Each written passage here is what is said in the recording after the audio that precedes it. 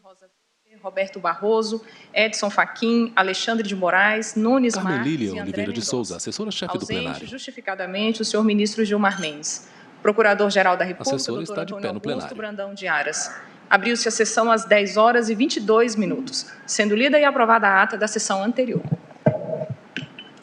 Não havendo nenhuma observação a fazer em relação à ata, eu considero a mesma aprovada. E chamo para continuação de julgamentos e embargo de declaração. Abre a sessão no plenário físico do STF o ministro Luiz Fux, presidente do STF. Fundamental 635. Faço uma diminuta resenha da última sessão. Após o complemento do voto do ministro Edson Fachin, o relator... O ministro tem uma porção de papéis em suas mãos. E do voto do ministro Alexandre de Moraes, que divergia do ministro relator, apenas quanto aos itens 6, em pauta, 7, embargos de declaração na medida cautelar na 10 e DPF 11, 635, embargantes, a PSB e implementação outros. dessas medidas, o julgamento foi suspenso. Então, agora, já contando pela vez primeira com a participação do nosso novel integrante... STF julga embargos de declaração na ação que trata da letalidade das ações policiais nas comunidades do Rio de Janeiro durante a pandemia. E conferindo-lhe a oportunidade para que Vossa Excelência possa proferir o seu voto. Senhor presidente, senhores ministros e ministras, antes de mais nada, saudá-los e registrar minha gratidão e satisfação, não só pela recepção desde a minha assunção... Por videoconferência, André Mendonça, ministro do STF. Tribunal Federal, a partir também de uma construção e de um relacionamento de muito respeito e admiração recíprocas. O ministro está em local com quadro sobre parede branca. À frente da AGU e do próprio em pauta, embargos de declaração na medida cautelar na DPF 635, embargantes, PSB e outros. De fato, colaborar com os debates. STF julga embargos de declaração na ação que trata da letalidade das ações policiais nas comunidades do Rio de Janeiro durante a pandemia. Na busca de soluções que sejam capazes não só de trazer justiça, mas de trazer a realidade de uma Constituição cujos direitos, as garantias e o ideal que ela traz sejam materialmente presentes, estejam materialmente presentes na realidade brasileira. Saúdo também o eminente Procurador-Geral da República, os nobres advogados que se fazem presentes. E, dito isso, eu, em primeiro lugar, gostaria de me congratular e saudar o ministro Edson Fachin, Sua Excelência, relator dessa DPF, pela densidade e a profundidade do voto que já foi apresentado, que traz e ancora discussões em torno a um tema relevante e sensível, concentrando com as complexidades que permeiam a questão posta em julgamento. Eu não vou ler todo o voto, eu vou registrar as partes que, a meu juízo, consideram mais essenciais à apresentação de forma oral e depois eu vou disponibilizar o voto na sua íntegra para torná-lo público. De um lado, diante da constatação de um cenário fático apto a ensejar o que se convencionou a classificar como um estado de coisas inconstitucional, busca-se, através da jurisdição constitucional, a concretização de direitos e garantias fundamentais relacionados à segurança pública, tradicionalmente consagrados com direitos fundamentais, como direitos fundamentais de segunda geração, os quais demandam, por parte do Estado, uma prestação positiva para sua plena efetividade. E, na outra ponta, não se pode esquecer que as discussões acerca dos limites dessa atuação judicial, inclusive no âmbito da jurisdição constitucional, são essenciais para a persecução de uma maior concretude a tais direitos e garantias, considerando especialmente os primados da separação dos poderes, da necessidade de uma relação harmoniosa entre eles e do respeito às respectivas capacidades institucionais, além do aspecto do custo envolvido neste processo de concretização. Como se pode verificar da jurisprudência deste Supremo Tribunal Federal, demandas com esse escopo atraem o tema das omissões inconstitucionais, sendo mais recentemente instrumentalizadas no bojo das denominadas ações estruturantes. Analisando os precedentes do Supremo Tribunal Federal relacionados à questão da omissão inconstitucional, nota-se considerável evolução da jurisprudência do tribunal na compreensão dos limites de suas decisões, seja em relação às omissões legislativas, como também de ordem administrativa. A partir disso, eu faço um registro histórico do avanço da jurisprudência do nosso Supremo Tribunal Federal, que autorizam, de fato, a adoção de medidas Em pauta, embargos de declaração na medida cautelar na DPF 635, embargantes PSB e outros. STF julga embargos de declaração na ação que trata da letalidade de ações policiais na comunidade do Rio de Janeiro durante a pandemia. A evolução da jurisprudência do tribunal nas últimas 2 décadas passou a reconhecer a sindicabilidade jurisdicional de políticas públicas, realçando a todo momento tratar-se de hipótese excepcional. Especificamente em relação aos limites que devem balizar essa atuação, cumpre mencionar a doutrina da autocontenção, especialmente com os contornos propostos pelo professor Tourné, como bem explicitou o ministro Dias Toffoli em manifestação acadêmica por ele exarada. Eu vou citar alguns trechos dessa citação. Marc Tourné realiza um estudo comparativo das experiências da Nova Zelândia, Inglaterra e Canadá, detalhando as variações na forma fraca de controle de constitucionalidade. Ele trabalha 2 formas, forma forte e a forma fraca.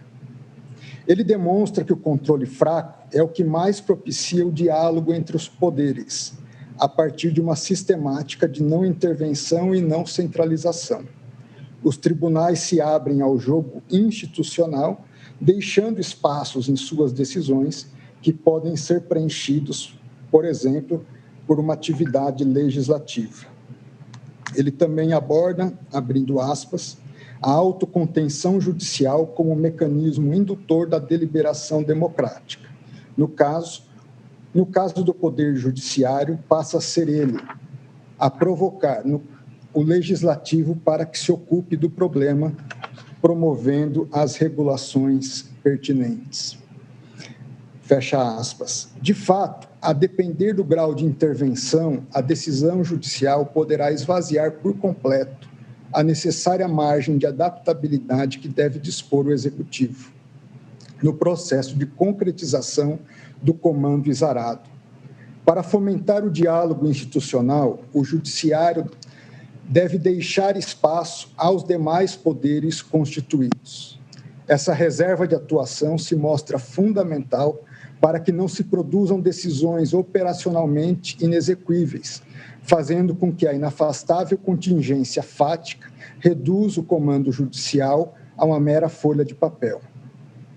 Em relação ao ponto, importa analisar a ação direta de inconstitucionalidade por omissão, número 2, onde esta Suprema Corte, sob a relatoria do nosso presidente, ministro Luiz Fux, assim expressou, abre aspas, as políticas públicas são realizadas por meio de processos ou ciclos, de modo que a concretização do plano constitucional não é nem instantânea nem instante, mercê das constantes alterações econômicas, políticas, sociais e culturais.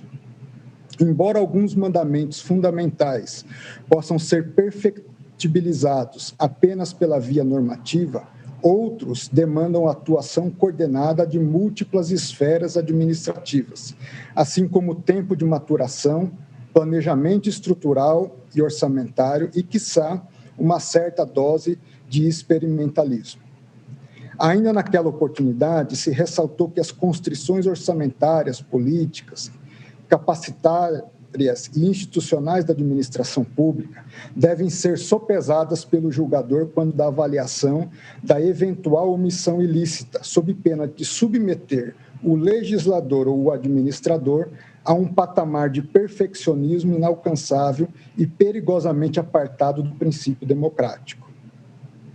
O que o Poder Judiciário deve aferir é se existe a progressiva e efetiva marcha pela consecução do programa constitucional.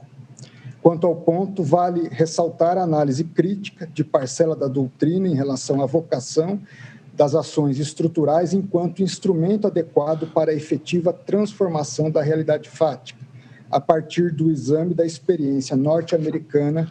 Por videoconferência, o voto do ministro André Mendonça. Nesse sentido, a prática do progresso estrutural revela que as sentenças proferidas serviram, em rigor, diz a doutrina, mais como catalisadores de debates políticos sobre certas situações de omissão fático-constitucional do que como mecanismos que, por si só, promoveram diretamente a modificação das instituições.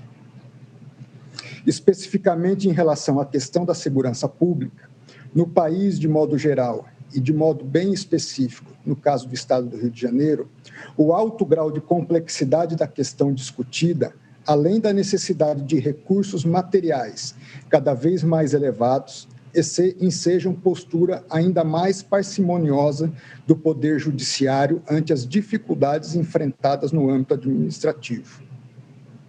Atenta às contingências institucionais necessárias à concretização de políticas públicas eficientes, já decidiu o Supremo Tribunal Federal, e aqui eu faço referência a dois precedentes, a suspensão de liminar 1456, relatada pelo ministro Luiz Fux, cuja ementa consigna que a tomada de decisões que promovam a melhor alocação possível de recursos, bem como a definição acerca do modo pelo qual serão prestados os serviços públicos, estão na esfera de atribuições da administração pública, respeitados os parâmetros constitucionais e orçamentários, cabendo ao Poder Judiciário atuação, em regra, deferente às escolhas alocativas por ela realizadas.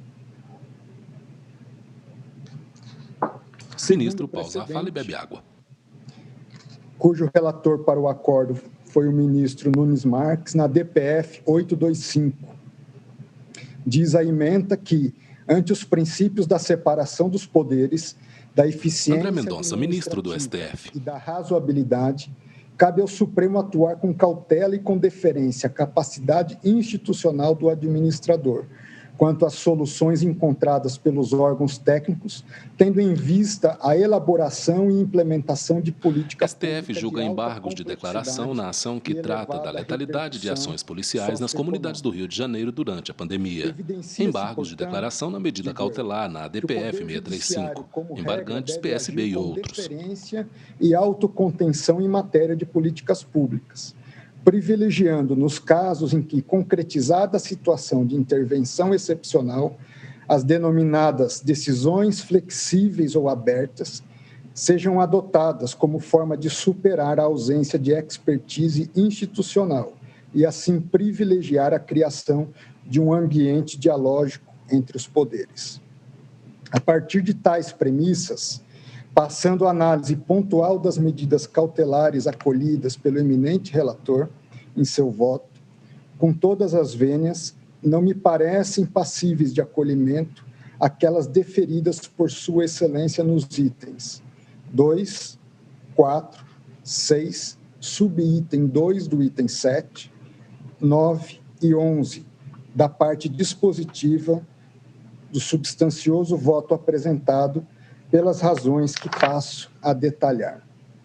Então, nos demais itens, eu estou em consonância com o ministro Edson Fachin, e a partir deste momento eu passo a trazer as fundamentações e embasamentos pelos quais eu divirjo de Sua Excelência nos itens 2, 4, 6, subitem 2 do 7, 9 e 11.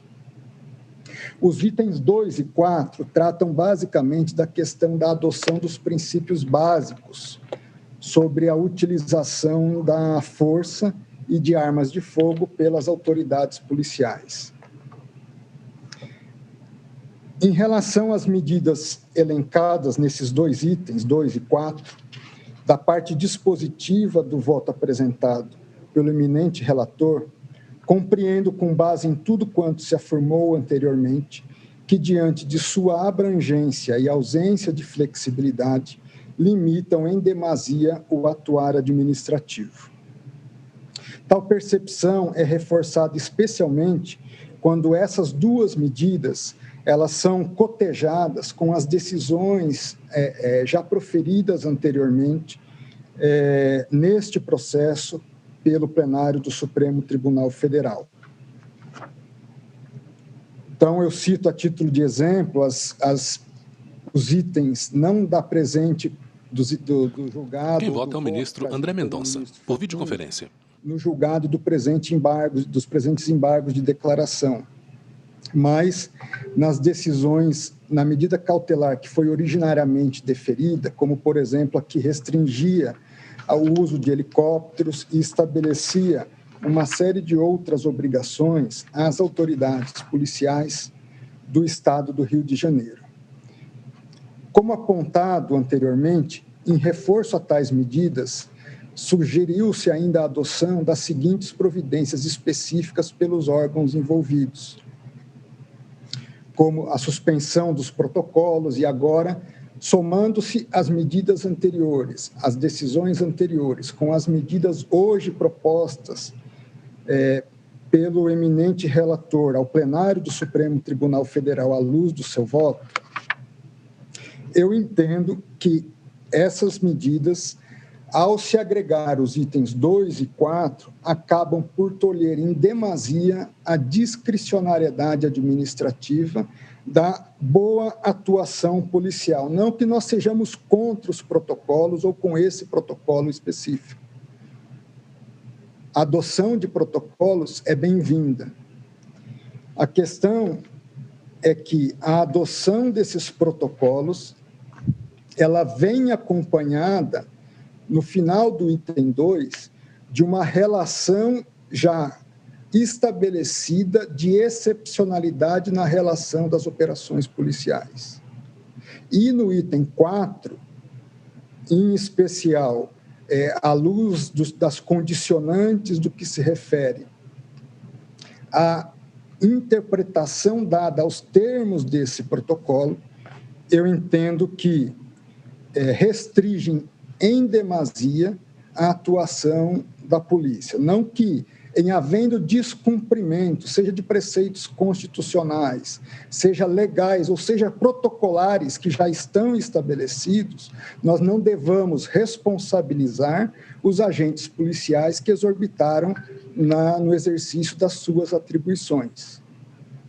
A grande preocupação que eu tenho é que essas medidas elas não impeçam a atuação indevida dos maus policiais e elas tornem excessivamente limitadoras da atuação do bom policial. Lembrando que o policial, quando ele sai para fazer uma operação, ele está pondo, antes de tudo, a sua vida em risco.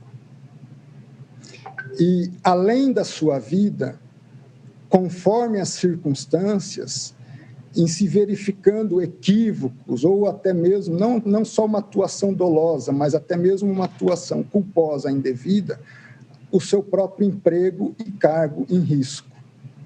Então, o meu entendimento não quanto à questão do protocolo em si, mas ao estabelecimento de limitadores adicionais a partir do próprio protocolo.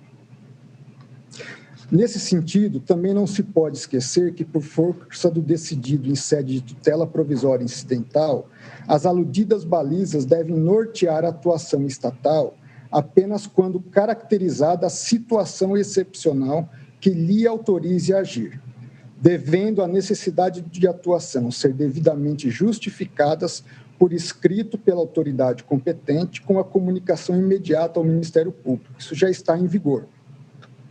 Impondo-se, nesses casos extraordinários e excepcionais, e isso também já está em vigor, de cuidados excepcionais devidamente identificados por escrito pela autoridade competente, para não colocar em risco ainda maior a população, a prestação dos serviços públicos sanitários e o desempenho das atividades de ajuda humanitária.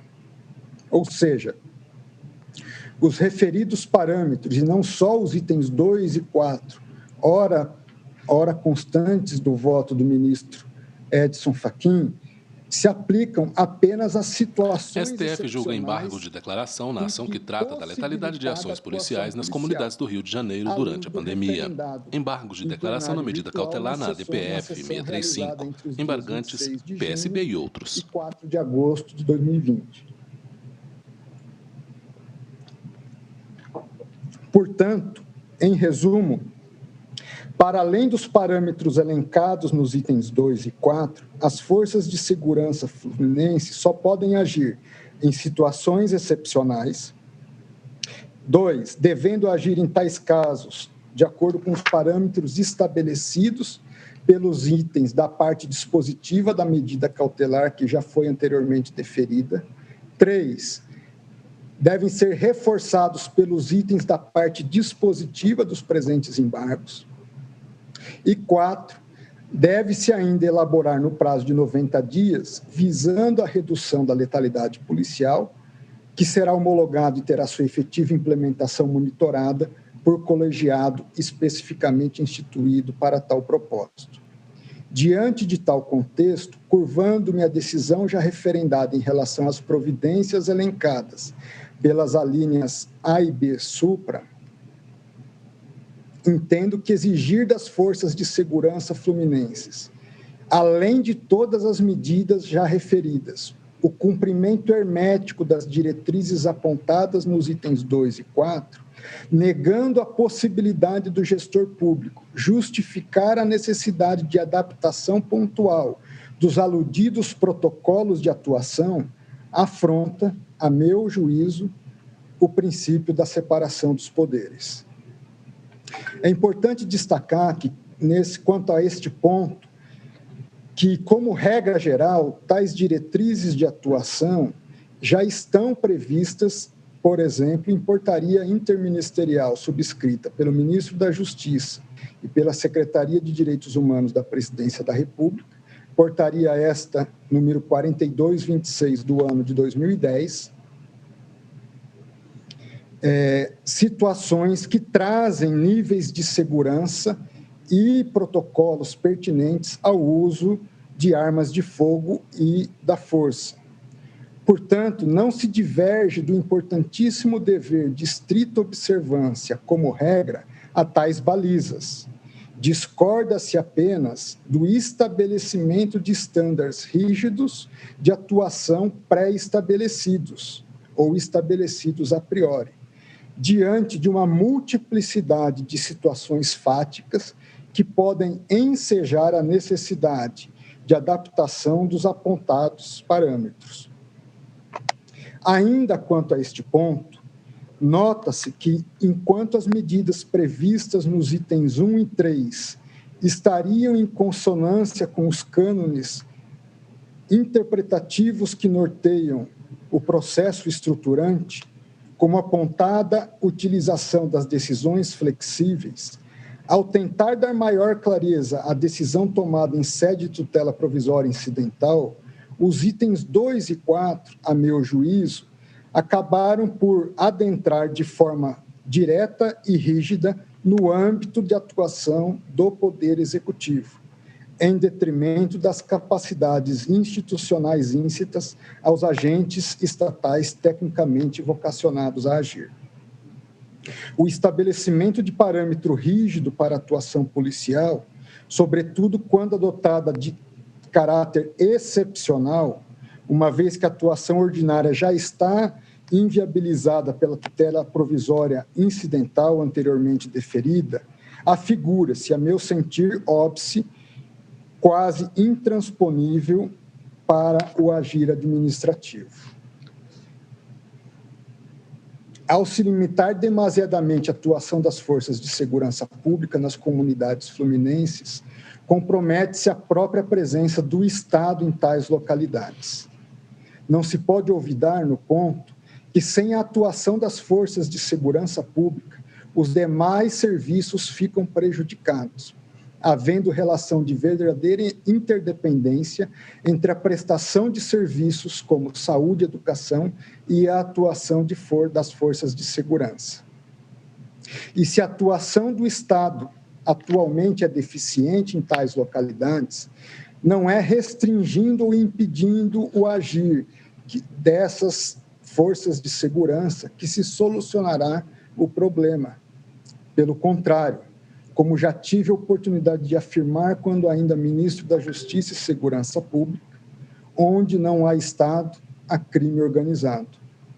Onde as forças de segurança pública não podem atuar à luz dos parâmetros pré-estabelecidos pelo legislador e de acordo com a melhor técnica policial, reconhecida à luz de cada circunstância, nós, na minha visão, damos margem para que o poder seja ocupado por organizações criminosas. É preciso estimular a inserção das forças de segurança pública em tais espaços, conformando a política de segurança pública a partir do estabelecimento de diretrizes que orientem, sem inviabilizar, a elaboração de planos de ação pelo poder constitucionalmente incumbido. Compreendo e concordo com o eminente relator que o cenário apresentado na petição inicial de conhecimento geral reclama o estabelecimento de providências concretas, com vistas à superação do atual contexto fático. Contudo, e com a devida vênia, discordo do estabelecimento de vedações genéricas a priori. Nesse sentido, eu compartilho o pensamento manifestado pelo eminente ministro Alexandre de Moraes durante os debates verbais ocorridos na sessão realizada no último dia 15 de dezembro, quando Sua Excelência pontuou que não se pode tentar resolver a crise de segurança pública impedindo a segurança pública de atuar. Por tais motivos, não olvidando o papel importante e orientador das diretrizes indicadas enquanto regra geral, mas reconhecendo a necessidade de que seja garantido ao corpo administrativo a possibilidade de justificar fundamentadamente a necessidade de adequação dos protocolos internacionais a determinado contexto específico, divirjo das medidas apontadas nos itens 2 e 4 da parte dispositiva do voto de Sua Excelência, ministro Edson Fachin. Ministro André, permite? Pois não, ministro Alexandre. Intervém o ministro Alexandre de Moraes, também por videoconferência. Só que eu queria fazer uma observação. Sim. Não, permite, ministro.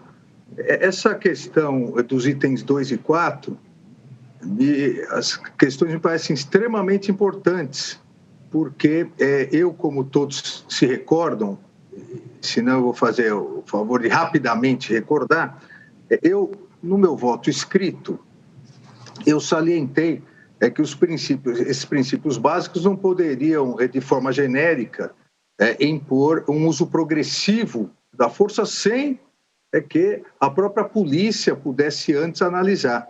Ou seja, inicialmente no voto escrito, todos se recordam que eu divergia do eminente ministro Edson Fachin nos itens 2 e 4, exatamente porque entendi inicialmente que o eminente relator propôs, em todos os casos, que haveria a necessidade de exaurimento de todos os demais meios, inclusive de armas não letais, antes de se fazer o uso de armas letais. E salientei, e vejo aqui, pedi a transcrição dos apartes, até salientei, fiz como indagação, que se a interpretação desses princípios básicos levaria que toda operação a polícia teria que começar do zero até as armas letais. Ou, se previamente na programação policial, e aí afastaria a questão de interferência entre poderes, a própria polícia, com seus relatórios de inteligência, com a sua prévia investigação, seria a própria polícia definir. Nessa operação, as armas são essas. Eu cito aqui um trecho dos apartes, dos debates em que indaguei, abre aspas, eu mesmo falando, a necessidade de invadir o morro tal, porque lá há pessoas sequestradas, por exemplo, e a polícia tem informes de que os sequestradores estão armados com fuzil, bazuca, granada. Então, a própria polícia pode decidir que vai entrar com blindados. Ou a polícia precisaria esgotar todas as armas não letais, já sabendo previamente dessa inutilidade. Ou seja, nos debates, me pareceu, ministro André, e por isso que tomei a liberdade de pedir a palavra, que nos debates me pareceu que o ministro relator também dava a interpretação da necessidade da aplicação desses protocolos, mas a polícia, previamente, analisando com seus informes, ela é que tomaria essas decisões. Isso me parece essencial, porque a minha adesão ao voto do eminente ministro relator foi exatamente a partir desses debates. Excelência me concede uma parte, ministro? A parte do aparte. Intervém o ministro relator, ministro Edson Fachin. Se o ministro André propiciar, porque a Excelência está a fazer, senhor presidente, e eminente ministro André Mendonça, a quem cumprimento e reitero a honra de receber Vossa Excelência plenário, apenas para subscrever a explicitação que o eminente ministro Alexandre Moraes vem de fazer. Aliás, cumprimentar também o texto do voto vista de Sua Excelência com a revisão dos apartes que espelha fielmente o que aqui se deliberou e que, portanto,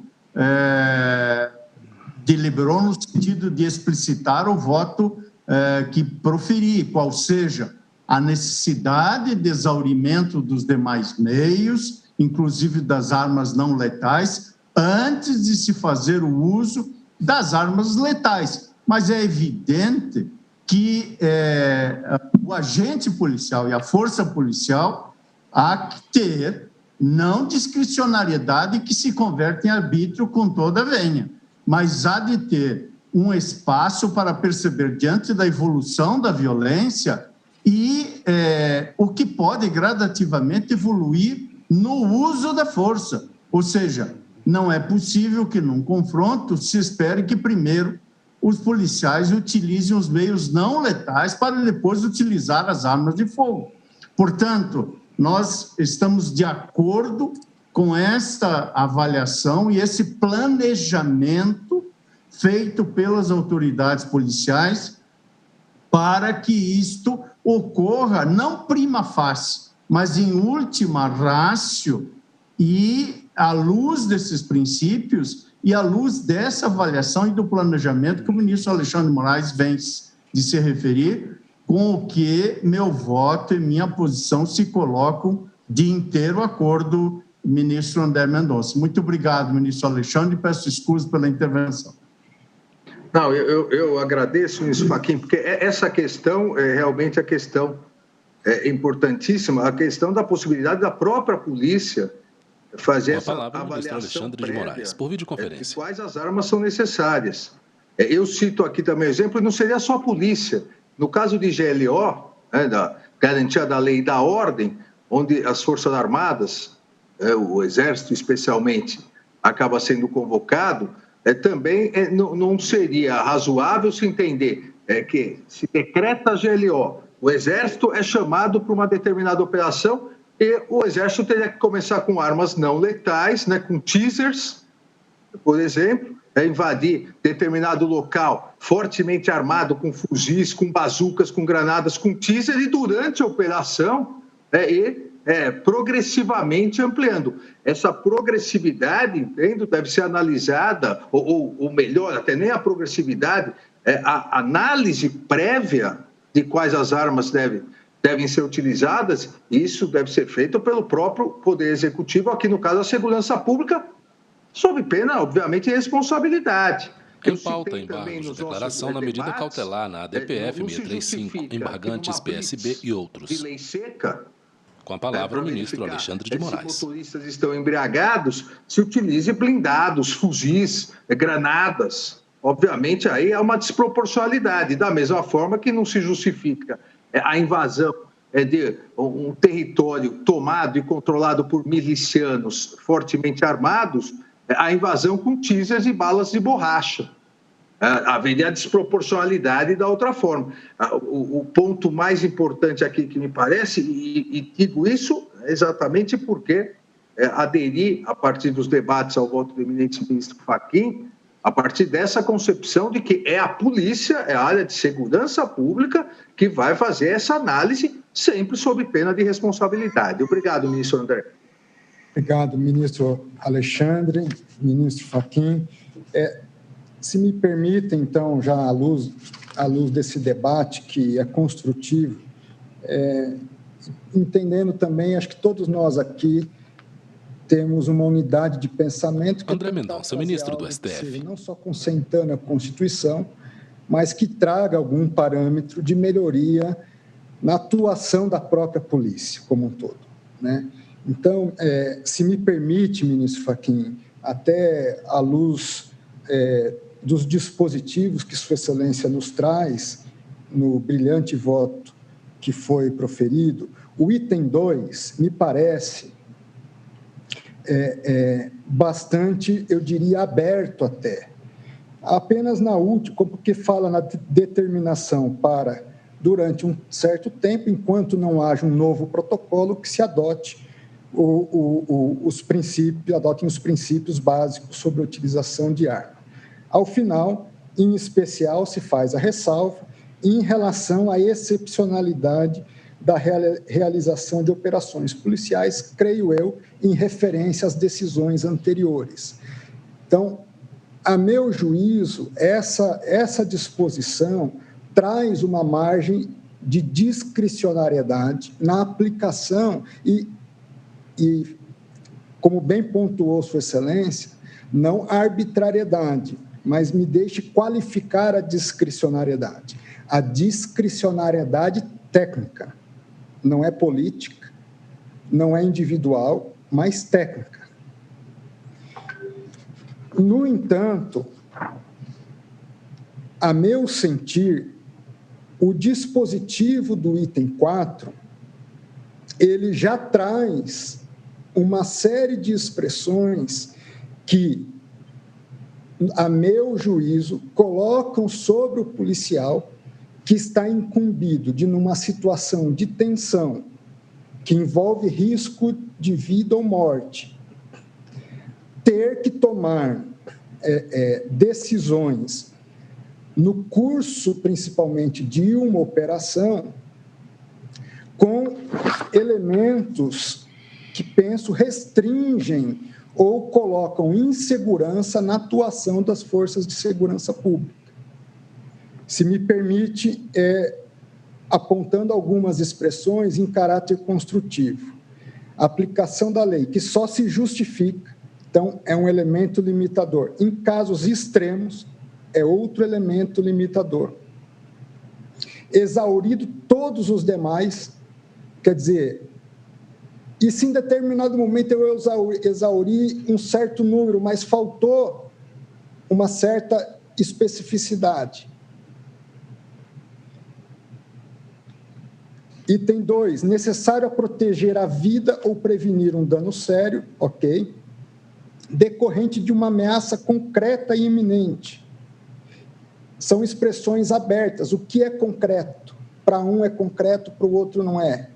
O que é iminente? Então, são expressões que, a meu juízo, colocam um nível de insegurança para o bom agir policial.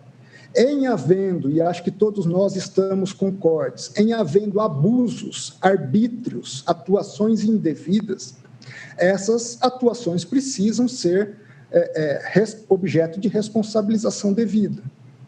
O que eu discordo do eminente ministro Fachin, se assim me permite, com a devida vênia, ministro, é estabelecer essas condicionantes de forma mais restritiva, a priori, quando nós deveríamos, penso eu, à luz do direito já positivado e do próprio, por exemplo, dos próprios princípios e protocolos existentes e, quiçá, do próprio princípio estabelecido no item 2, fazermos, no curso do devido processo, a apuração, mas sem darmos já pré-determinantes e condicionantes na avaliação da presença, da regularidade ou não das providências adotadas.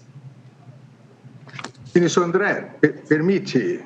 Pois não, ministro. Intervém o ministro Alexandre de Moraes. É exatamente essa também a minha preocupação. Eu relembro aqui trecho do meu voto nesse item, que foi exatamente essa questão do concreto e do abstrato.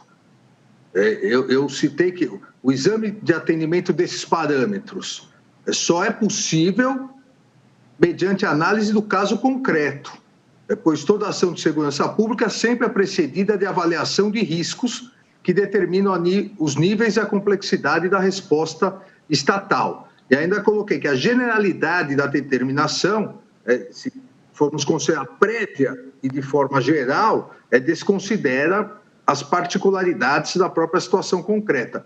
É por isso essa questão de que quem vai analisar, Vossa Excelência, ministro André, colocou risco iminente, são conceitos abertos. Quem vai analisar, a meu ver, e me parece que isso ficou definido nos debates, ou ficou acertado nos debates entre mim e o relator, o que fez exatamente a nossa convergência, quem vai analisar isso antes de cada situação concreta é a operação policial. Nessa operação,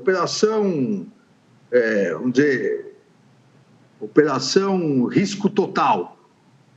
Quais as armas que precisamos? Como será feita? Quais as armas letais? Quem vai analisar os protocolos, os requisitos previamente, mediante a situação concreta que irá ocorrer, é a autoridade policial, sob pena, obviamente, de responsabilidade. Até porque, Vossa Excelência bem sabe disso também, porque ocupou a cadeira de ministro da Justiça, e isso vale para as polícias militares em todos os estados, eu também, como secretário de Segurança, acompanhei, isso é feito para cada operação. Cada operação há uma análise territorial, uma análise de inteligência, quais as armas, como será feito, ou seja, também concordo com Vossa Excelência, e por isso no meu voto consta, que a definição de regras a priori, isso insere-se no campo único do Executivo. Agora, toda a polícia tem que seguir um protocolo. Isso é uma realidade não só brasileira, é uma realidade mundial. Agora, a polícia é que vai definir. Nesse caso, operação risco total 1, é necessário isso, isso e isso. É sempre previamente no caso homem concreto. De pele parda, isso, sobrancelhas grossas, careca. Convergindo usa uma toga preta sobre os ombros. Porque, obviamente, um quadro vermelho sobre parede branca. Excelência, ministro André, me permite, eu sei que talvez eu esteja... Intervém o ministro relator, ministro Edson Fachin.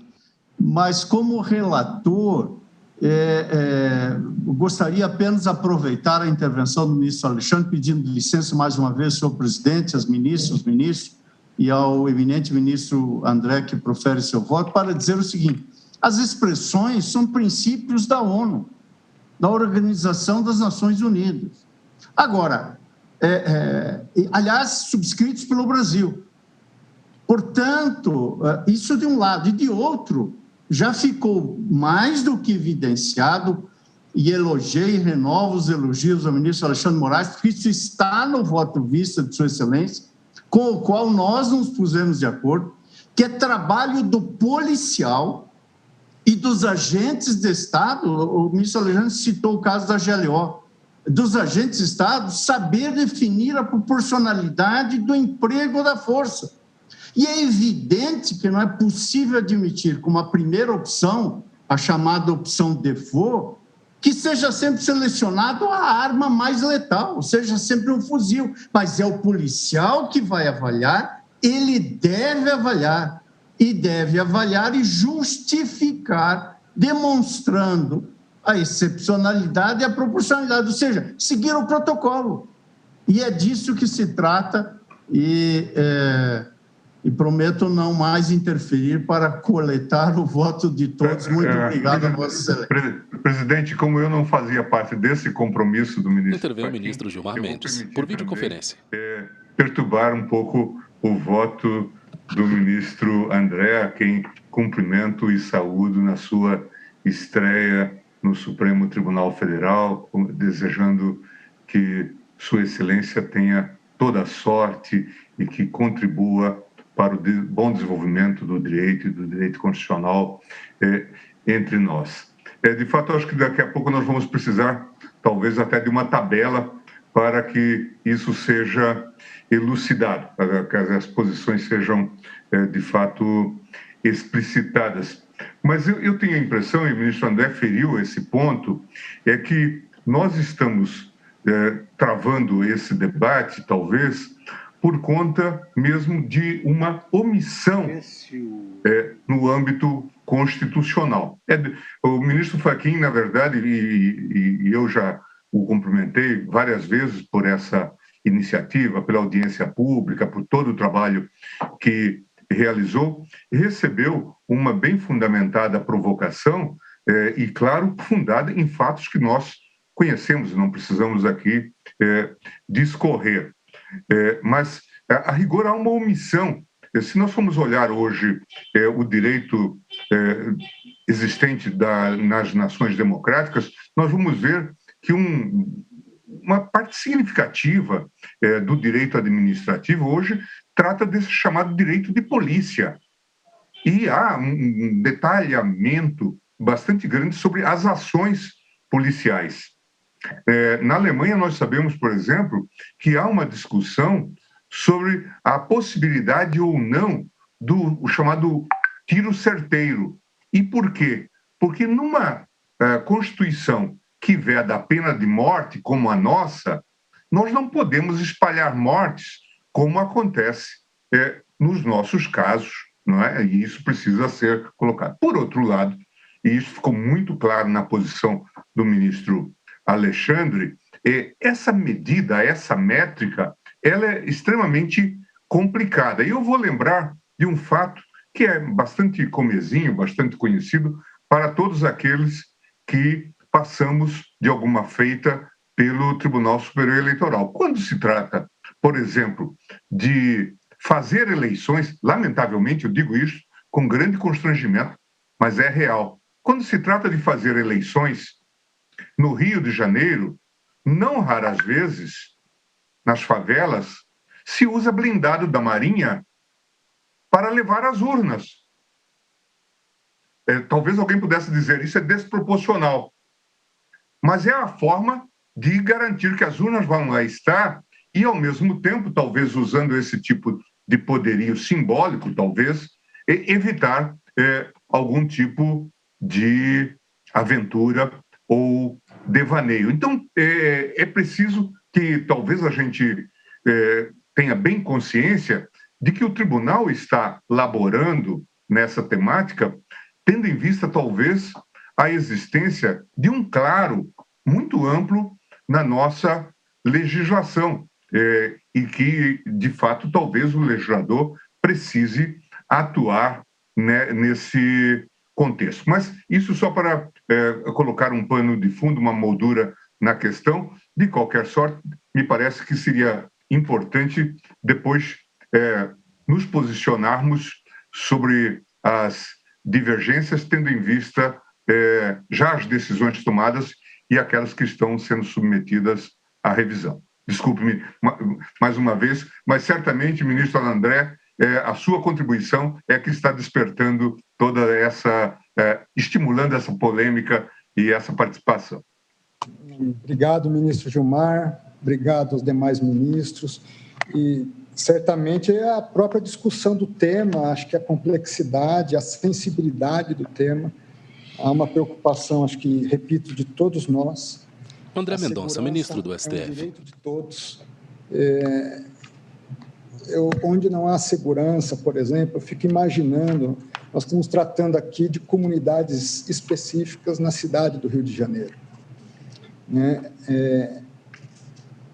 quantas pessoas podem ir e vir livremente hoje ali. Então, há o direito fundamental a uma segurança pública que respeite esses direitos e garantias fundamentais, não só daqueles possíveis, das pessoas que podem se submeter a eventual limitação legítima por parte do Estado, mas também aqueles que estão sofrendo limitações ilegítimas por parte do crime organizado. E eu incluo o crime organizado, milícias, qualquer grupo de ação que atue a par da lei, paralelamente ao Estado, paralelamente às instituições constituídas. Em pauta, embargos de declaração na medida cautelar na ADPF 635, embargantes PSB e outros. É que nós tenhamos uma polícia. Quem vota é o ministro André Mendonça. Por videoconferência. Que garanta a todos essa segurança, que garanta, por exemplo, a quem está na Zona Sul, o direito de visitar um amigo numa comunidade, como se faz em qualquer lugar do mundo. Mas hoje, infelizmente, poucos cidadãos da Zona Sul do Rio de Janeiro podem entrar com o mínimo de tranquilidade hoje em uma comunidade da mesma cidade. Então, me permitam até trazer um caso que me envolveu, comezinho, mas que ilustra um pouco essa preocupação. Eu era advogado-geral da União e meu celular na cidade do Rio de Janeiro foi extraviado. O sistema de localização do celular, quando o celular voltou a funcionar, identificou que o celular estava numa determinada região do Rio de Janeiro. Como ali estavam informações de Estado, sigilosas e sensíveis, eu comuniquei o fato à Polícia Federal. Quando a Polícia Federal identificou onde estava o celular, isso eu soube depois do relato do próprio delegado que comandou a operação, eles verificaram que o celular estaria numa região onde nem a Polícia Federal era capaz de entrar sozinha.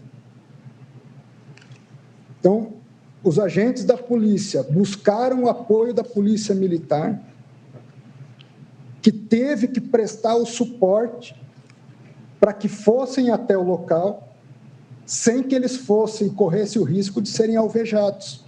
Então, eles automaticamente tiveram que portar armamento de maior calibre, mais pesado, para a própria proteção e resguardo deles.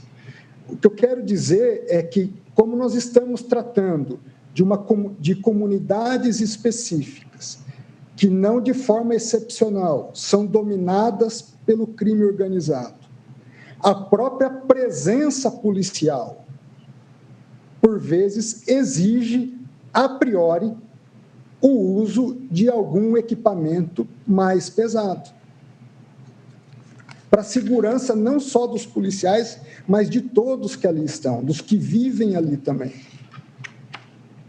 E sempre lembrando, o uso de um armamento por parte da polícia, ele deve sempre ter como princípio a não utilização, mas a presença, como bem salientou o ministro Gilmar, de um tanque, é para demonstrar a todos que há respaldo da segurança pública para que o bem comum ou os direitos de todos daquela comunidade sejam respeitados. Daí a minha sensibilidade e preocupação. Repito, não é quanto ao protocolo em si, é quanto a estabelecimentos a priori de expressões, ainda que constem, se me permite, ministro Fachin, se já constam do protocolo, eu penso ser mais simples, porque o peso da aplicação do direito, a partir de uma decisão já emanada pelo Supremo Tribunal Federal, a todos os agentes envolvidos, não só na área de segurança, mas de todo o sistema de justiça, já traz, a meu modesto sentir, uma insegurança para o bem atuar das forças de segurança. Essa é a minha modesta preocupação e daí a minha divergência, eu diria, talvez não quanto ao conteúdo, mas quanto à forma de nós dispormos essa preocupação num dispositivo de decisão do Supremo. Mas quero só reiterar, sendo breve já nos demais pontos, que, à luz dos debates que vão se suceder, logicamente, eu me mantenho aberto ao diálogo para, como disse, buscarmos uma construção que, ao final, atenda ao interesse da sociedade brasileira, em especial do Rio de Janeiro. Quanto ao item 6... Em pauta, embargos de declaração na medida cautelar na DPF 635, embargantes, PSB e outros. STF julga embargos de declaração na ação que trata de letalidade das ações policiais nas comunidades do Rio de Janeiro durante a pandemia. Quanto a esse aspecto, Ministro pausa a fala e bebe água. Como é do conhecimento público, a publicidade da atuação estatal está umbilicalmente ligada à própria essência do Estado democrático de direito. Não há como participar e fiscalizar do que não se conhece. E, por óbvio, não se pode conhecer o que está oculto, o que não se revela. Portanto, tanto mais transparente for a atuação do Estado, maior poderá ser o escrutínio popular em relação aos atos praticados pela administração pública. Não por outro motivo, a publicidade figura entre os princípios que estão previstos no artigo 37 e também o direito de acesso à informação está previsto no artigo 5º, inciso 33 da nossa Constituição. Há, portanto, situações em que o Constituinte determinou a priori, logicamente, a publicidade, mas o próprio inciso 33 do artigo 5º estabelece como ressalva aquilo que é imprescindível à segurança da sociedade e do Estado. Há, portanto, situações em que o sigilo deverá prevalecer, e penso, a meu sentir, que esse é o caso. Quanto ao ponto, vale rememorar que, se a publicidade é a verdadeira condição sine qua non para o Estado democrático de direito, a busca pela segurança dos cidadãos figura entre as maiores forças motrizes da própria organização do ser humano em sociedade e, portanto, para o próprio surgimento do Estado democrático. É com base nessa premissa, ancorada na regra geral da publicidade, mas atenta à necessidade excepcional de resguardo estratégico de determinadas informações em prol da segurança da população, que diverge em relação à determinação de suspensão do sigilo dos protocolos. É certo que nem todo protocolo de atuação policial deve ser sigiloso o tempo todo, já existindo, inclusive, manuais de amplo conhecimento ou cuja publicidade não comprometa a concretização de sua missão institucional. Não obstante, é igualmente indene de dúvidas que a transparência total de todos os protocolos poderá pôr em xeque não apenas a eficácia da polícia, mas a própria segurança dos agentes de segurança e dos cidadãos, na medida em que, sabedores das instruções que deverão ser seguidas pelas forças policiais, poderá o crime organizado antecipar meios para neutralizar a respectiva forma de atuação, forçando os agentes de segurança a agir de outra maneira, com todos os riscos para todos os envolvidos que a atuação improvisada pelas contingências acarreta.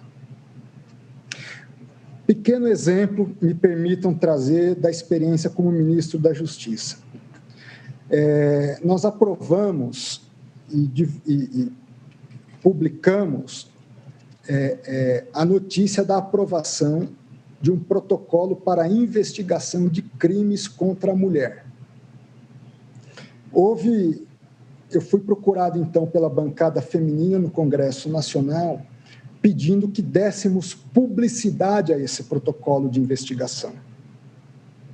E não só explicamos, como a partir de uma construção de diálogo, foi consenso que não se deveria dar publicidade a esse protocolo.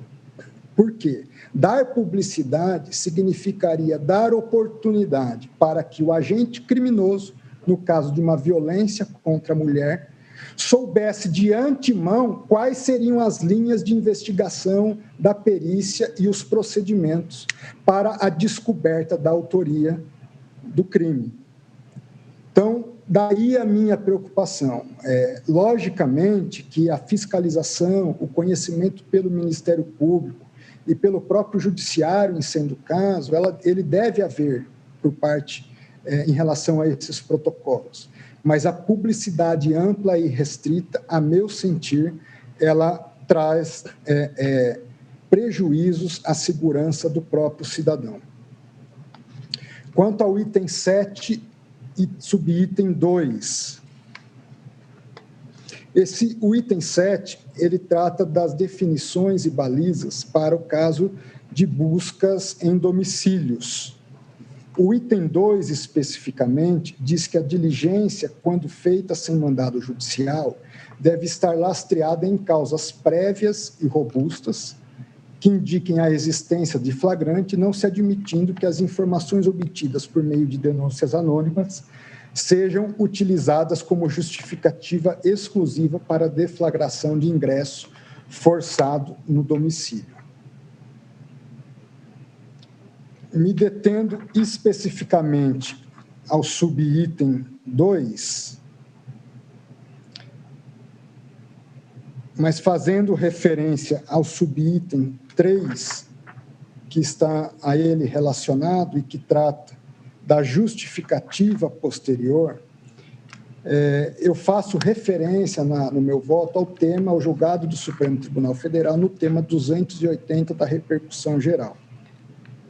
Diz a tese estabelecida pelo Supremo: a entrada forçada em domicílio sem mandado judicial, que é o caso em discussão, só é lícita, mesmo em período noturno, quando amparada em fundadas razões. Então, a tese do tema 280 fala em fundadas razões devidamente justificadas a posteriori. A propositura dispositiva fala em prévias e robustas causas que indiquem a existência do crime. Quando eu estou numa fase de investigação ou de ação policial, penso eu que eu estou mais diante da necessidade de indícios razoáveis do que de evidências robustas. Quiçá, durante todo um processo contraditório penal, nós consigamos chegar a uma evidência robusta. Então, a meu sentir, demandar evidências robustas, sendo que, penso eu, o tema e a tese na repercussão geral 280 já fala em fundadas razões, ou razões capazes de ser fundamentadas, ou razoáveis, ou proporcionais. É uma expressão, a meu sentir, que viabiliza ao mesmo tempo a atuação policial e, de outra parte, o controle efetivo dessa atuação. Assim, em relação à diretriz proposta no subitem 2, penso eu que se impossibilita, a priori, e sem margem para apresentação de justificativas pelos agentes de segurança, de diligências realizadas com base em suspeita de ocorrência de flagrante delito ou ancorada em razões razoáveis ou fundadas razões. Razão pela qual não verifico guarida, com a devida vênia, a limitação proposta, seja o próprio texto da Constituição,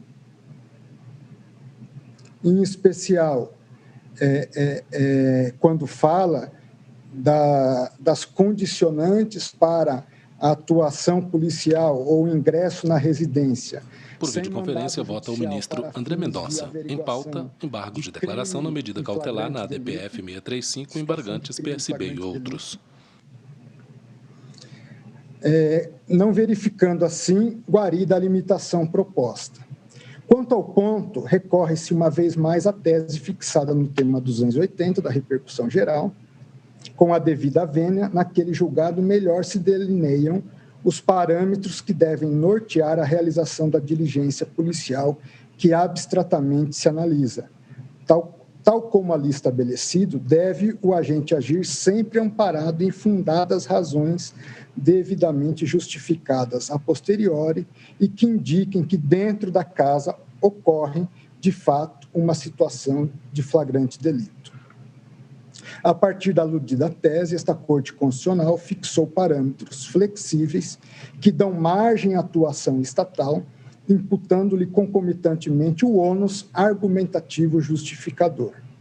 Não se avançou para excluir a priori, em abstrato, independentemente do contexto fático experimentado, o valor de determinada informação, tão somente pela forma como tenha sido obtida. Em reforço, diante da ausência de previsão normativa expressa de tal limitação geral, em observância ao artigo 2º da Constituição, Ministro pausa a fala e bebe água. à luz das funções tipicamente distribuídas entre os poderes, esse avanço, penso eu, é missão a ser empreendida eventualmente pelo Poder Legislativo. Por tais razões, novamente peço vênia ao eminente relator para, neste ponto, divergir do voto de Sua Excelência. Quanto ao item 9, que trata da questão do GPS, a instalação de equipamentos de GPS, de gravação e sistemas de gravação de áudio e vídeo.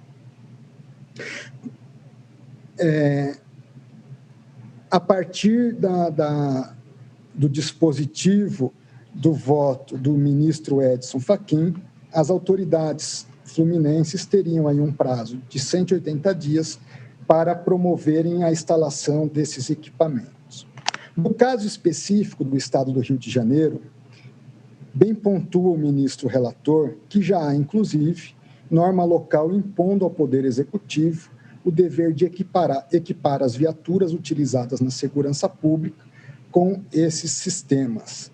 Trata-se de lei estadual de número 5588 de 2009, recentemente alterada pela lei 9298 de 2021, que, além de ampliar o escopo da norma original, estendendo a obrigatoriedade de instalação de câmeras de vídeo também a outros veículos utilizados pelas forças de segurança fluminenses, previu a elaboração pelo Poder Executivo de um cronograma visando a implementação da medida até 31 de dezembro de 2021. Tal situação evidencia, em relação àquele Estado da Federação, a ausência de maiores controvérsias quanto à pertinência da medida. Note-se, contudo, que, diante da atuação dos demais poderes, tipicamente capacitados à deliberação e execução de políticas públicas, não se afigura legítima a excepcional intervenção, a meu juízo, por parte do Poder Judiciário.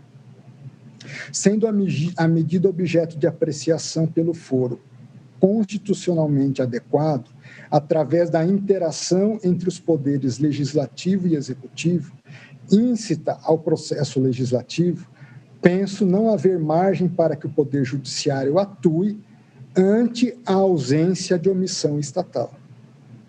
Em consonância com o entendimento deste Supremo Tribunal Federal, já trazido na análise de medidas anteriores, eu volto a me referir à ADO número 2, relatada pelo ministro Fux, as constrições orçamentárias, políticas, institucionais da administração pública devem ser sopesadas pelo julgador quando da avaliação de eventual omissão ilícita, sob pena de submeter o legislador e o administrador a um patamar de perfeccionismo inalcançável e perigosamente apartado do princípio democrático. O que o Poder Judiciário deve aferir é se existe a progressiva e efetiva marcha pela consecução do programa constitucional. Fecha aspas. Aplicando as referidas balizas ao caso concreto, com a devida vênia ao posicionamento em contrário, compreendo não estar evidenciada a possibilidade de atuação judicial, impondo-se, no caso, a autocontenção em respeito ao princípio da separação dos poderes.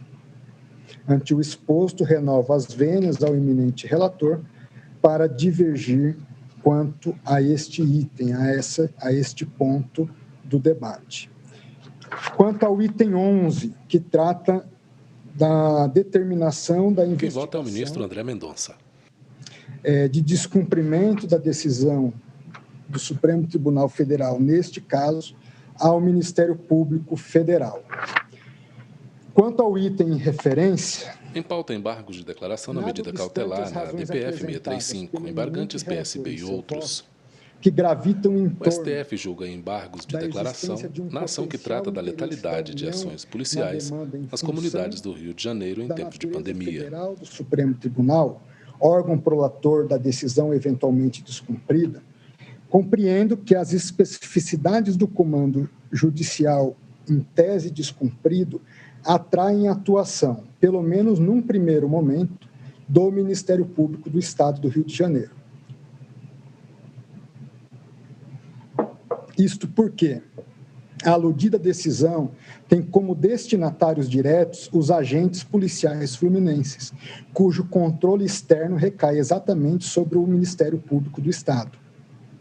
Vê-se que a decisão determina aos agentes de segurança que não realizem operações policiais em comunidades do Rio durante a epidemia do Covid-19, salvo em hipóteses absolutamente excepcionais, impondo-lhes, nos casos excepcionais em que ocorrerem, o dever de justificação por escrito, além de promover a comunicação imediata ao Ministério Público do Estado.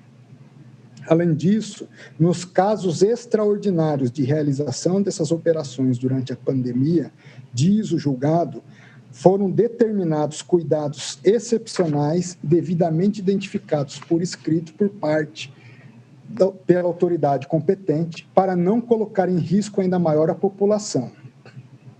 Portanto, considerando o destinatário do comando judicial potencialmente vilipendiado, bem assim a atribuição constitucionalmente imputada ao MP do Estado em relação àquele mesmo objeto, concluo pela competência originária do parquê estadual em relação à demanda. Bem observados os contornos da situação sob análise, entendo que este procedimento, que está previsto no parágrafo 5º do artigo 109 da Constituição, conta com legitimado órgão competente e requisitos próprios. Assim, ao imputar diretamente ao Ministério Público Federal as investigações em questão, penso que se ensejaria uma prematura federalização da demanda. Por tais razões, também com a devida vênia, eu divirjo de Sua Excelência o eminente ministro relator Edson Fachin. Eu vou sintetizar... Ministro André, nesse momento, tendo em vista o compromisso que eu tenho no Congresso Nacional, eu passo a presidência à Sua Excelência, ministra Rosa Weber, nossa vice-presidente, para conduzir os debates até o horário regimental no intervalo. Muito obrigado, ministra Rosa Weber. Obrigado, presidente. Pode. Ministra Rosa, o microfone de Vossa Excelência. Posso seguir? Posso. Pelo exposto, então, acompanho em parte o eminente ministro relator para deferir as medidas cautelares elencadas nos itens 1, 3, 5, 7 subitens 1, 3 e 4. Para o voto, ministro André Mendonça. Ainda deferir os itens 8 e 10 da parte do voto dispositivo de Sua Excelência, divergindo, portanto, em relação aos itens 2, 4, 6, subitem 2 do item 7, 9 e 11. Me permitam apenas uma sugestão em relação ao item 3, não no voto em si, não para que conste como dispositivo, mas diante da necessidade que eu acompanhei de instalação de um observatório que, salvo o melhor juízo, seria instalado no CNJ.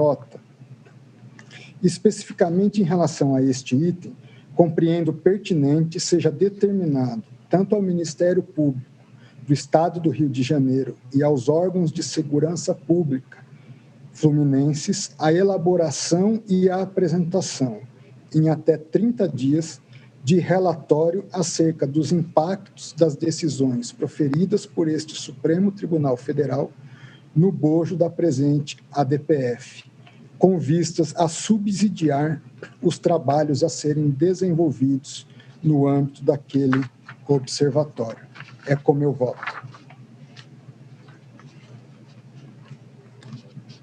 Obrigada, ministro André. Agora sim consegui que o meu sistema voltasse à normalidade. Aproveito para cumprimentar Vossa Excelência nessa estreia no plenário do Supremo. Em videoconferência, a ministra Rosa Weber, vice-presidente do STF. Cumprimento com muita alegria todos os queridos colegas nessa reabertura do ano judiciário e também o senhor ao fundo, livro em prateleiras. Procurador-Geral da República, Dr. Humberto Jacques, e os senhores advogados que estão presentes na nossa sala virtual, os senhores servidores, todos os que nos assistem, e ainda uma saudação também muito especial, como sempre, ao eminente ministro relator, ministro Edson Fachin. Concedo a palavra para o voto ao ministro Nunes Marques. Senhora Presidente, senhores ministros, senhor Procurador-Geral da República, senhores advogados, senhora Secretária da Sessão, meu boa tarde a todos. Eu havia indagado ao ministro Fux, talvez o tempo que quem vota é o ministro Nunes Marques, por videoconferência. Não seja suficiente, mas eu indago. O ministro está em local com bandeiras hasteadas. Excelência, se eu devo prosseguir até às 16 horas ou se eu continuo após as 16 horas com o voto. Ministro Nunes Marques, eu não tenho ideia da exata duração do voto de Vossa Excelência, pela sua extensão. Veja bem, 16 horas. Nós temos 30 minutos, são 15h33, basicamente. Se houver possibilidade de segmentação por ainda faltar muito, fica a critério de Vossa Excelência. Está com a palavra. Obrigado, presidente. Eu farei juntado do voto completo, passo diretamente a parte do voto, não vou me abster de ler o relatório. Senhora Presidente, eu ouvi Nunes Marques, ministro do STF. Votos do relator, ministro Edson Fachin, bem como do ministro Alexandre de Moraes, os quais saúdo pelas judiciosas fundamentações. Como não poderia deixar de ser, congratulo ainda o ministro André Mendonça pelo brilhantismo de seu voto. STF julga embargos de declaração na ação que trata da letalidade de ações policiais nas comunidades do Rio de Janeiro durante a pandemia. Embargos de declaração na medida cautelar na ADPF 635, embargantes, PSB e outros. André Mendonça pela ascensão a essa Suprema Corte, desejar que Sua Excelência seja muito feliz no exercício da jurisdição constitucional e registrar também a minha absoluta convicção da inestimável contribuição que Sua Excelência dará à conformação da jurisprudência dessa Suprema Corte. Seja muito bem-vindo. Passo, senhora Presidente, a tratar de forma apenas perfunctória e registrar sobre a admissibilidade, em que pese isso já ter sido votado, estarmos aqui apenas em embargos de declaração de uma liminar, Pondero inicialmente que, não tendo participado do julgamento ora embargado, devo, com as mais respeitosas vênias ao quanto deliberado por esta Corte anteriormente, por ocasião da apreciação da medida liminar, registrar meu posicionamento acerca da admissibilidade da ação. Com efeito, sendo a admissibilidade uma das condições específicas desta espécie de ação, é matéria de ordem pública e, portanto, cognoscível até mesmo de ofício pelo magistrado a qualquer momento, conforme o artigo 485, parágrafo 3º do CPC. Tenho que a matéria de fundo é de extrema relevância, não apenas para o Estado do Rio de Janeiro, como eventualmente para todo o país, de modo que sua relevância e potencial alcance me conduzem a refletir se esta Corte deveria abordar o tema da segurança pública em sede de ADPF. Com efeito, a imposição de diversas medidas requeridas em tamanho grau de profundidade requer um amplo e elevadíssimo mapeamento de informações técnicas precisas e necessárias para, assim, traçar as medidas a serem adotadas pela administração pública. Tais características apontam que tais debates seriam melhor tratados pelo Poder Executivo, poder principalmente desenhado pela Constituição para execução de políticas públicas, o qual, em nível nacional, congrega o Ministério da Justiça e Segurança Pública, bem como, em nível estadual, as Secretarias de Segurança Pública. Sendo assim, apenas quando constatado grave quadro de omissão inconstitucional, a esta Suprema Corte compete atuar na implementação de determinada política pública, desde que com amplo debate e devido processo legal em sentido lato. Daí porque, embora reconheça e enalteça a evolução jurisprudencial desta Suprema Corte, que partiu da teoria não concretista, conforme o memorável voto do ministro Moreira Alves, no julgamento do mandado de injunção, número 107, caso em que ressaltou o dever de fidelidade constitucional do Parlamento, até o julgamento de recentes mandados de injunção número 670 e 708, de relatoria do ministro Gilmar Mendes, e 712, de relatoria do ministro Eros Grau, os quais inauguraram posição sensivelmente concretista, como bem apontado pelo ministro André Mendonça, tendo que os diversos temas aqui tratados encerram a necessidade de debate extremamente multilateral, profundo e complexo, próprios, portanto, do Executivo e, quiçá, do Legislativo.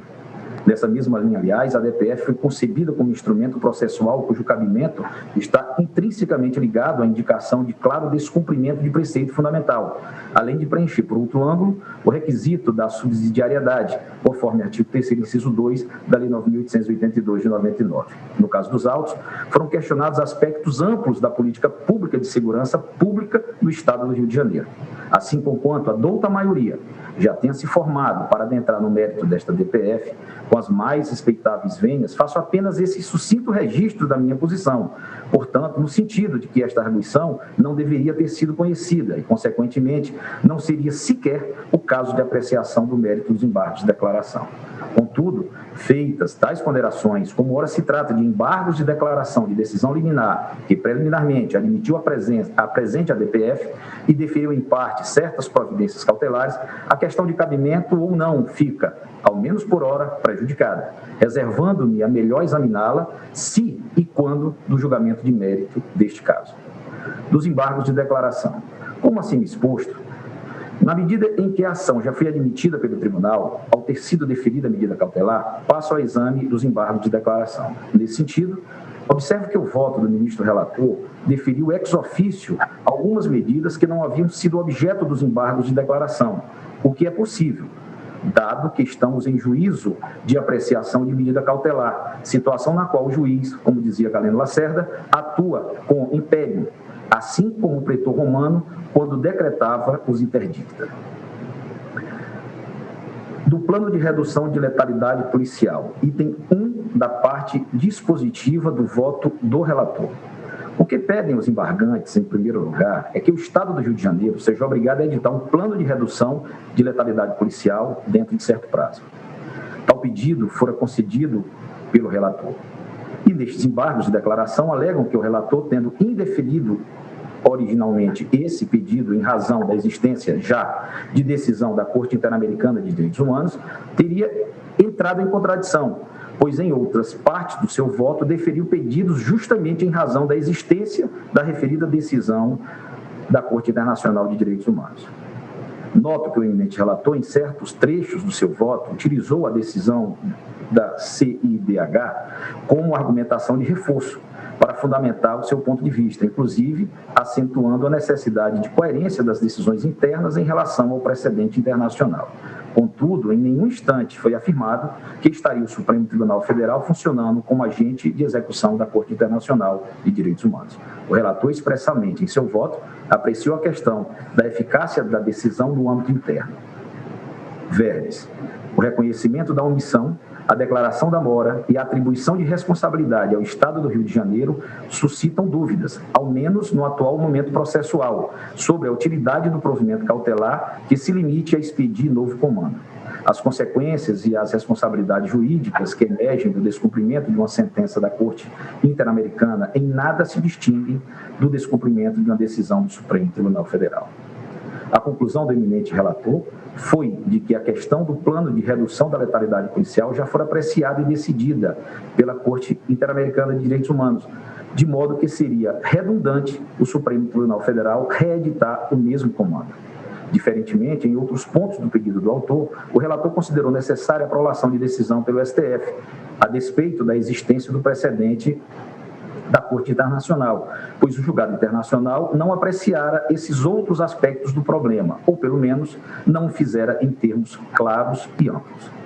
Adicione-se a isso o fato de que o acordo embargado não se apoia nesse único fundamento, decisão da Corte Interamericana, no caso Favela Nova Brasília versus Brasil, mas também em outros de direito interno.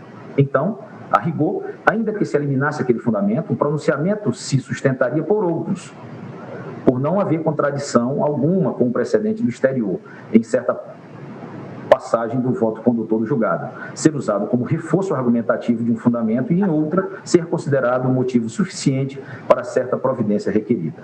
Portanto, não observaria contradição no acórdão recorrido na passagem apontada pelo embargante, mas unicamente a expressão do ponto de vista dos julgados de forma ajustada às situações peculiares do processo. Porém, tendo em vista que o próprio relator deferiu a medida postulada pelos embargantes, cabe-lhe analisar os pontos alegados. A segurança pública é item de primeira ordem em quase todos os países do mundo. Tal tema, aliás, é um dos pilares da sociedade, guardando extrema relevância para o seu sucesso, assim como são a saúde e a educação. E os limites para a atuação do judiciário foram muito bem traçados, tanto pelo ministro Alexandre de Moraes, quanto pelo ministro André Mendonça. Nesse ponto, concordo, como já acima mencionei, que a jurisprudência desta Suprema Corte tem evoluído no sentido de suprir determinadas omissões inconstitucionais, contemplando a Constituição como um todo em constante evolução. Isso, porém, não significa que devemos nos olvidar do constante equilíbrio entre os poderes. O conceito de justiciabilidade, já sacramentado em diversos julgados da Suprema Corte norte-americana, ainda hoje é uma preocupação constante. E, ainda que avancemos sobre os temas tratados nessa ação, reputo necessário que o exame acerca da segurança pública seja feito com escrutínio, extrema cautela e prudência. O ministro Alexandre de Moraes, na última sessão do dia 15 de dezembro de 2021, fez importantes considerações a respeito, as quais adoto integralmente. Diz Sua Excelência em tal julgamento o seguinte: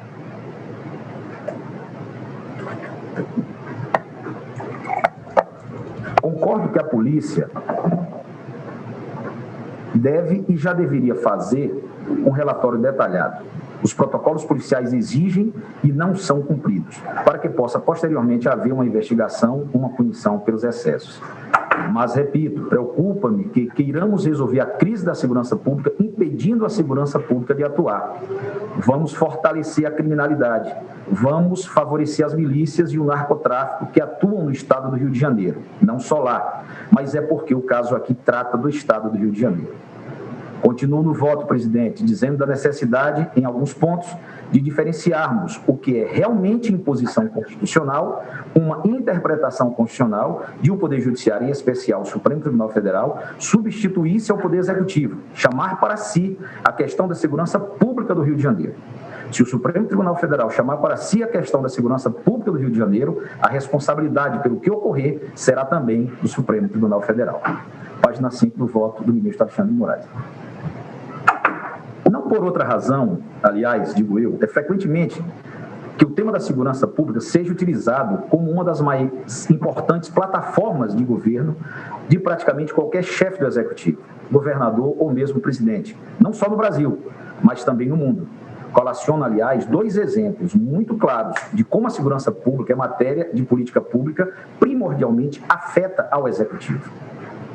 Nos Estados Unidos, na Califórnia, estado mais rico daquele país, nos últimos anos, após mudança do governo estadual no âmbito da política de segurança pública, sobre a classificação do crime de furto de objetos de até $950 para contravenção penal, houve sensível escalada no aumento da criminalidade.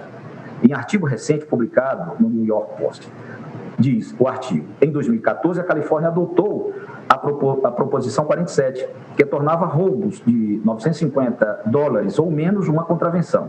Quando as pessoas perceberam que era improvável que fossem presas ou processadas por roubar menos de $1.000, dólares, elas, é claro, responderam ao incentivo. Por sua vez, as lojas aconselham os funcionários a não interferirem com os ladrões de lojas para que não se machuquem. Muitos crimes nem chegam a ser denunciados. E então é época de caça para as pessoas pegarem o que quiserem. A cidade de Nova York restabeleceu a ordem na década de 1990 com base no policiamento de janelas quebradas, com um foco em crimes que degradavam a qualidade de vida. São Francisco e locais semelhantes estão envolvidos na negligência de janelas quebradas. As janelas quebradas estão em lojas de luxo atingidas por ladrões encorajados. Em outro artigo da revista Veja, disponibilizado em 14 de dezembro de 2021, ela destaca: na Califórnia, por exemplo, furtos em lojas no valor de $970 não são levados à justiça. Recentemente, o governador do estado, Gavin Newsom, disse que os prefeitos de São Francisco e de outras cidades deveriam ser mais ativos diante dos roubos em massa. Não estão apenas roubando produtos impactando no ganha-pão das pessoas, estão roubando a sensação de confiança e pertencimento, disse o governador ultraprogressista, lembrando que é do ramo comercial, tem uma rede de restaurantes e adegas e sofreu 3 roubos no último ano.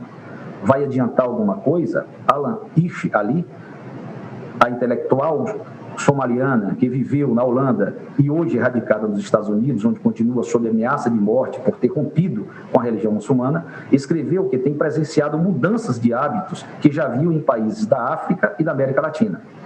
Mulheres deixam de andar sozinhas à noite, objetos só ficam em carros bem escondidos e os muito ricos contratam segurança particular. Vota o ministro Nunes Marques por videoconferência. Ainda que o estado da Califórnia representa 14,6% da economia dos Estados Unidos, com 3,35 trilhões de dólares em 2021. Apenas a título ilustrativo, se a Califórnia fosse um país, seria talvez a 5ª maior economia do mundo, conforme a apuração do Departamento de Análise Econômica dos Estados Unidos. Mesmo assim, a despeito de tamanha riqueza, o estado da Califórnia tem sido palco de crescente onda de crimes, os quais têm sido cada vez mais noticiados com frequência e em período recente.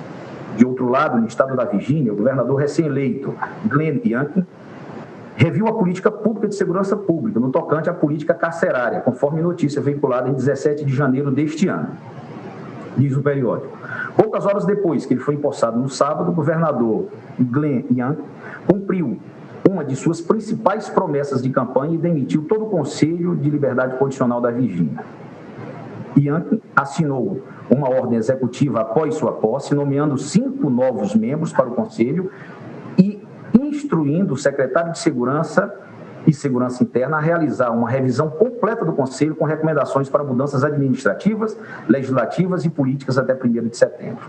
A revisão deve incluir, mas não se limitar a aumentar a transparência dos votos no Conselho de Liberdade Condicional, registrar os motivos para conceder liberdade condicional e revisar a administração, o pessoal e as operações do Conselho de Liberdade Condicional, escreveu Youngkin na ordem. A ordem executiva também dá ao novo procurador-geral, James Miyares, a autoridade para abrir investigação sobre o conselho anterior, que foi criticado depois que as investigações estaduais descobriram que os membros haviam violado o procedimento e a lei estadual ao não notificar as famílias das vítimas e os promotores locais antes de conceder liberdade condicional para todos, para as pessoas condenadas por assassinato. Casos de alto perfil ganham manchetes e o investigador estadual que liderou as investigações do Conselho em 2020 foi demitido após entrar com o processo de denúncia. Esse ex-funcionário do Estado entrou com uma ação de rescisão injusta alegando difamação por altos funcionários do Estado. Youngkin, Miyares e outros republicanos fizeram do escândalo em torno do Conselho de Liberdade Condicional um dos principais pontos de discussão da campanha, acusando o governo de Northam e os democratas de serem fracos no crime e prometendo substituir o Conselho de Eleitos. Trago esses exemplos para ilustrar a complexidade e profundidade do debate sobre o tema de política pública de segurança pública.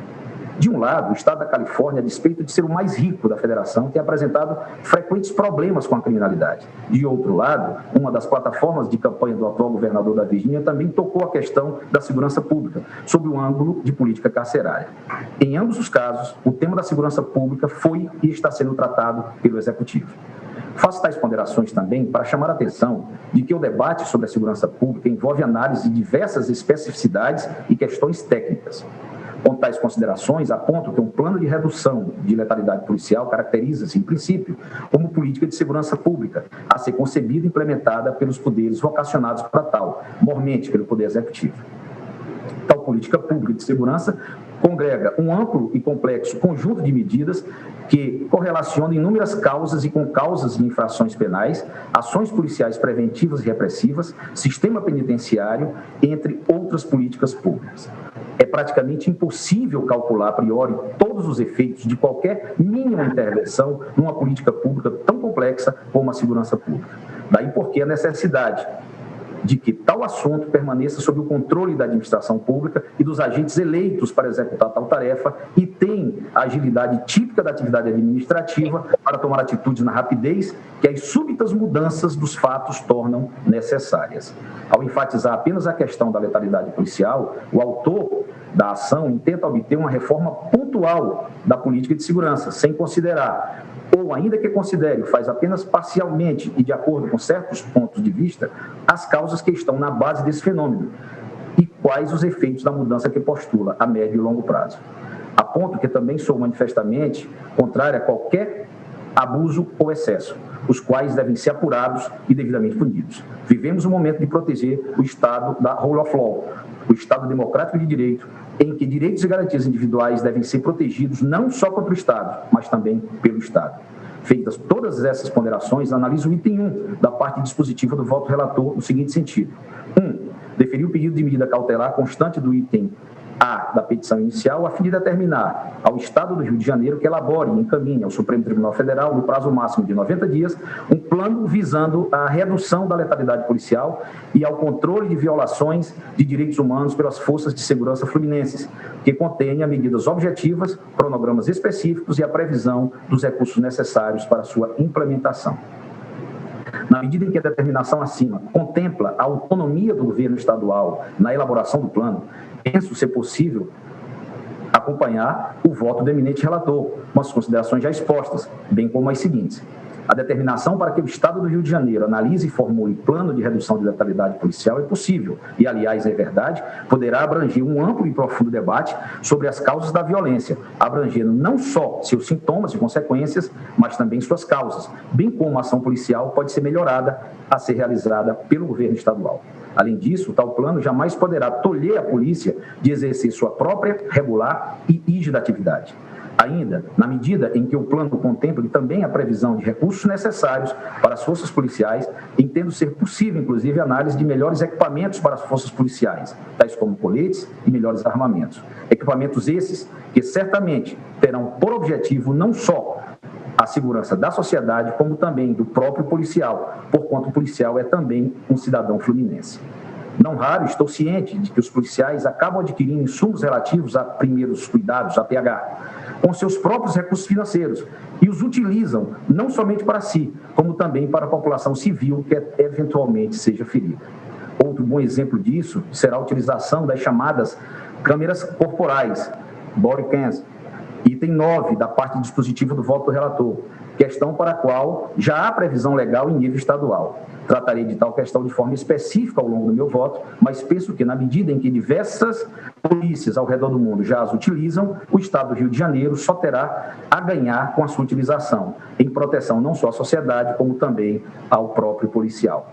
Com essas ressalvas, acompanho o eminente relator quanto ao item 1 da parte dispositiva do seu voto. Indago, senhora presidente, se prossigo ou paro por aqui.